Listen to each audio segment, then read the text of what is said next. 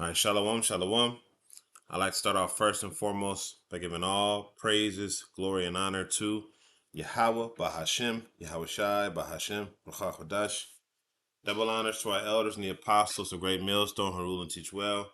Peace, love, salutations, and blessings to those that do this work in truth and in sincerity. This is your brother Nathaniel from the GMS Camp Atlanta, coming back at you through the Spirit with another lesson. And I pray and hope this lesson is edifying. Now I'm going into a dream that I had, and I did do an AI rendering of it to the best of my ability because AI really didn't capture exactly, what the dream was going into in this entirety, but it did hit, a couple points that I can expound upon. All right, so I'm gonna start off with Joel 2:28, and it says, "And it shall come to pass afterward that I will pour out my spirit upon all flesh. And your sons and your daughters shall prophesy, and your old men shall dream dreams, and your young men shall see visions." And this is happening to everybody across the world. My son is having dreams. My rib is having dreams. You have heathens that are having dreams. Everybody is having dreams of the destruction and the end of the world coming. That's because the Lord is pouring out his spirit, right? And it says, "And also upon the servants and upon the handmaids in those days. And I will show wonders in heaven and in the earth, blood and fire and pillars of smoke. And the sun shall be turned into darkness and the moon into blood before the great and terrible day of the Lord. And it shall come to pass that whosoever shall call on the name of the Lord, Yahweh and Yahweh Shai, shall be delivered. For in Mount Zion and in Jerusalem shall be deliverance, as the Lord hath said, and the remnant whom the Lord shall call." Okay? So in this dream that I had, only the elect were able to enter into this boat. Okay? There was only the elect that were called, and only those that were called and their families that was under their hedge was able to enter. So I'm gonna play this video. I'm gonna play it like twice because it's a quick video, and then the third time, we're gonna go ahead and expound upon it a little bit. All right. Go to the swamp and wait. I heard a voice like thunder. It said to go. Get on the boat now! Welcome home. Go to the swamp and wait. I heard a voice like thunder. It said to go. Get on the boat now! Welcome home. All right. Now, the AI rendering, it completely paled in comparison to what the dream was actual, but it created enough to where I can expound upon the dream and give you kind of like a visual of what I'm talking about. So in this first scene right here, I was in the dream and I heard a voice, a very powerful voice that said, "Go and wait." It didn't say go to the swamp and wait. It just said, "Go there and wait." Right. So I woke up, and when I woke up, me and my family, we was in a swamp type area. That's why, I put in there, "Go to the swamp and wait." But it was like a swamp like area, okay? And and we went there, right? And when, how you have these people standing around like this, do you have people there, and the people were talking about the dream, and we knew that it was a divine vision because there was a lot of brothers that was there, and all of us had heard the same voice and had a similar or the same dream. All right. But in the swamp, all of this, like looking from here all the way down, it was like cut off, right? You had one part that was land, and the other part that was just water, just swampy, murky water. All this stuff, these trees and stuff, was in there in the dream, and the people were standing on one side with the land, and like I said, there was just nothing but water here, okay, and there were other people there too, because as you can see, the AI didn't do it justice, but all of this sky was black. I mean, it was monstrously black. It looked like like dark, like 3 in the morning dark, but with clouds. Okay, so it was very dark, and it was very scary. All right, and then in this particular scene right here, where it moves over to we perceived in the dream, this wasn't actually in the dream, but it was perceived. The people knew, we knew that the cities were being bombed with missiles and tanks, and there were boots on the ground. We knew that. Okay, and this is what we were trying to get away from, and this is what the voice, had told us to do. To say, go to the swamp and wait because something terrible was about to come. Okay, so there were boots on the ground. The city was being pummeled. And it was really like not a good place to be. You know what I'm saying? So we knew that, and like I said, all of the sky was blacked out. Blacked out. It was like the sky was torched. It was all black. Everything was dark. Okay.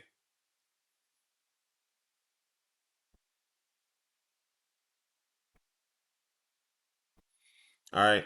Now I didn't, per se like I just told them to make the main character dark skinned, but you would notice that they made a lot of Negroes, Latinos, and Native Americans.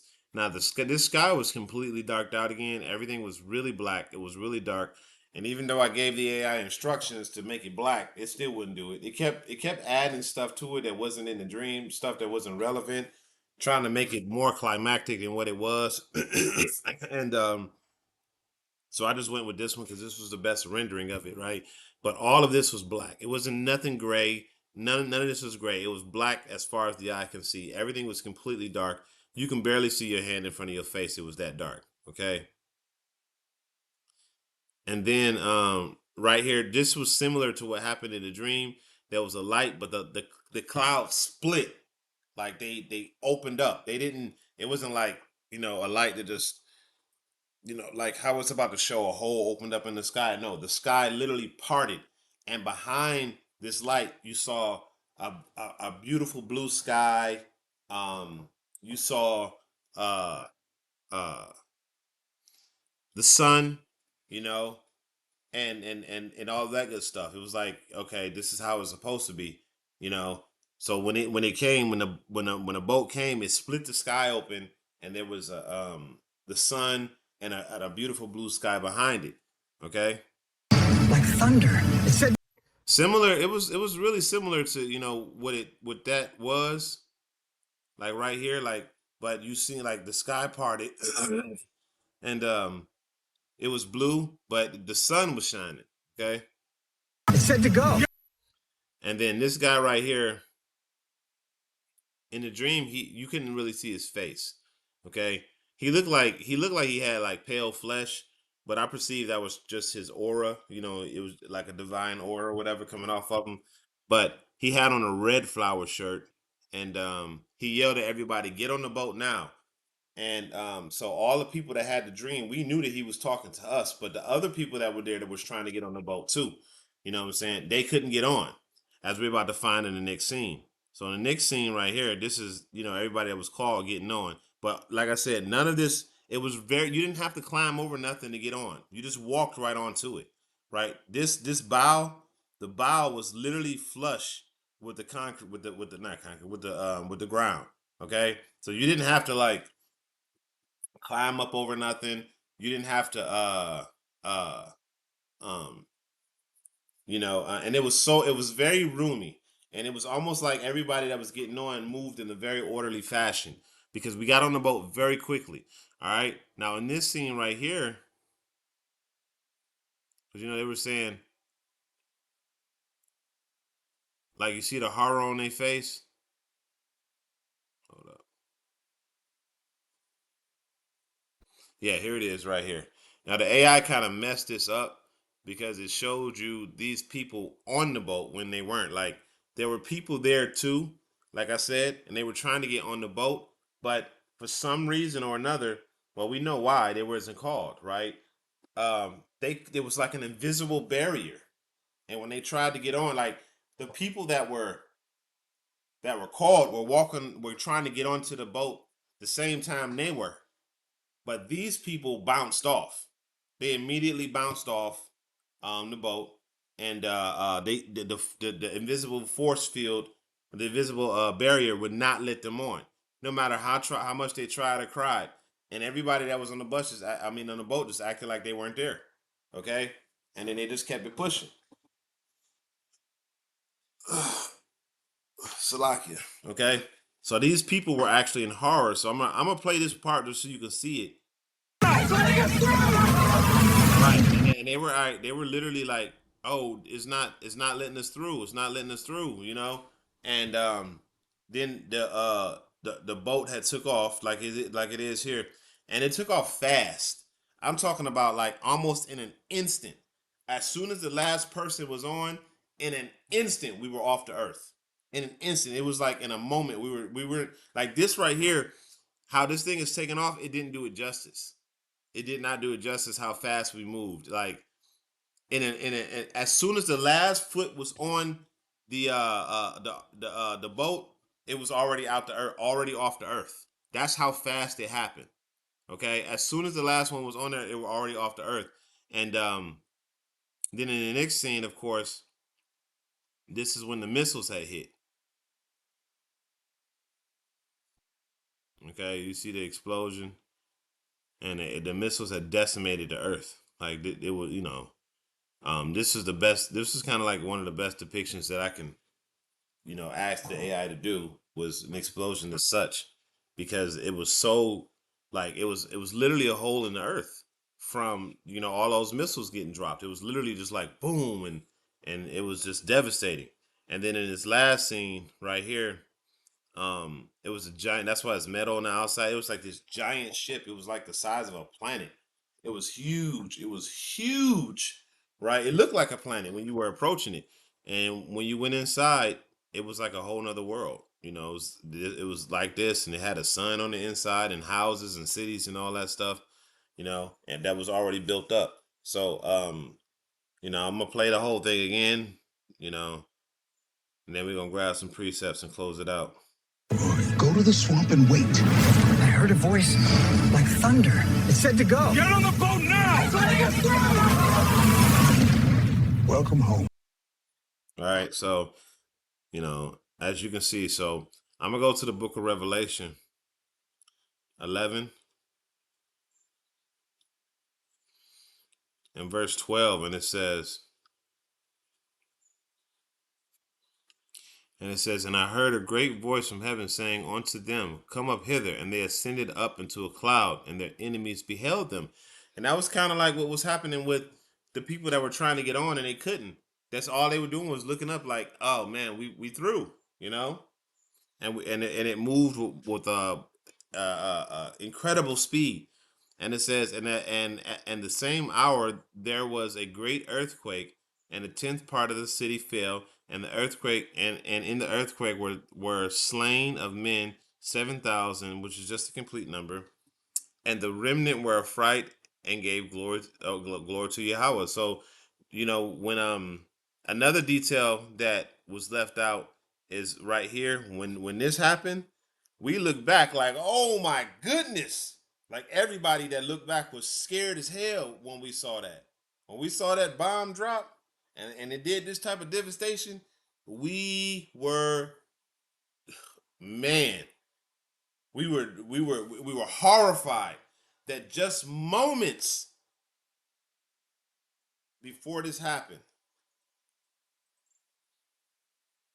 you know what I'm saying? Just moments before this happened, if we were there, we would have been through. So we were horrified at the devastation. Okay. Let me see. Um,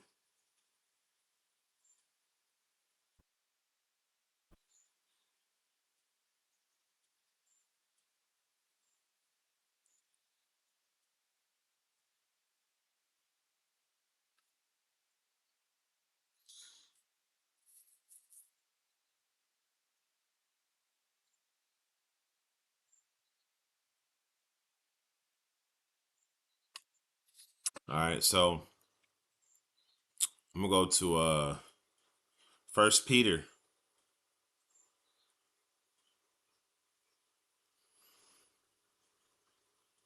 First Peter 4. And I'm gonna go down to verse 18, and it says,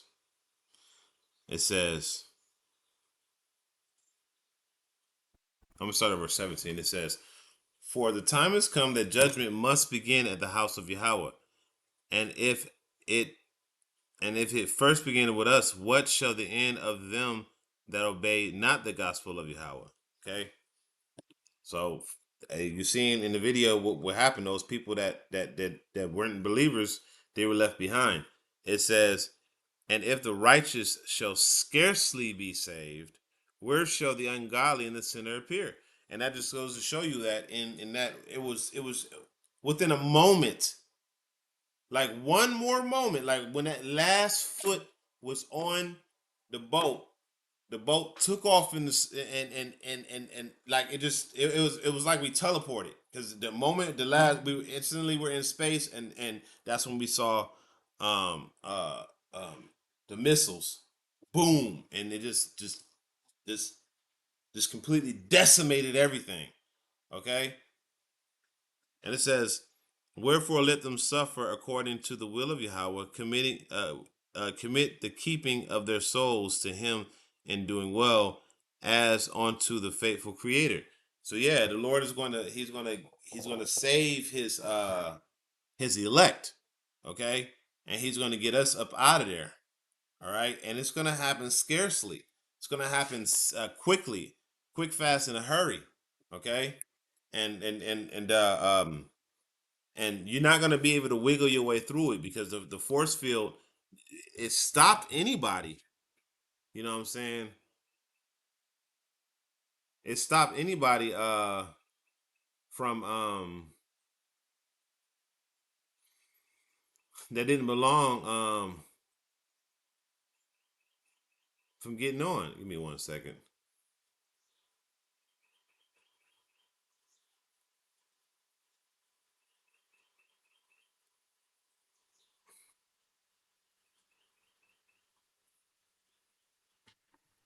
All right. So I'm gonna get one more precept, and we're gonna close out on this, because it was so many missiles that hit that it created that hole. But we know already that's the lake of fire. Okay. So 200 million missiles. This is Revelation 9 and 16. And it says, I'm gonna start at verse 15. It says, and the fourth angels were loosed, which appeared for an hour and a day and a month and a year, for to slay the third part of men. And the number of the army of the horsemen were 200,000. And I heard the number of them, and those are the missiles. The 200,000 are going to be 200 million missiles. Okay. America is going to be pelted and destroyed with the unfathomable destruction. Okay. And even though, you know, this AI rendering doesn't do it justice, it gave a pretty, I mean, shit, you wouldn't even want to see nothing like this. But this pales in comparison to what really happened in the dream. In the dream, it was a literal whole, like it took a chunk out of the earth, and the earth was just not the same anymore, you know. And then, like I said, we went into that little into that spaceship, and we looked around and we were good. All right, so you know that's it. I just wanted to do a quick video on the dream, giving all praises, glory, and honor to Yahweh Bashem, Yahweh Shai, Bashem Rakar Kadash. Double honors to the elders and the apostles, great millstone. Till next time, I say shalom.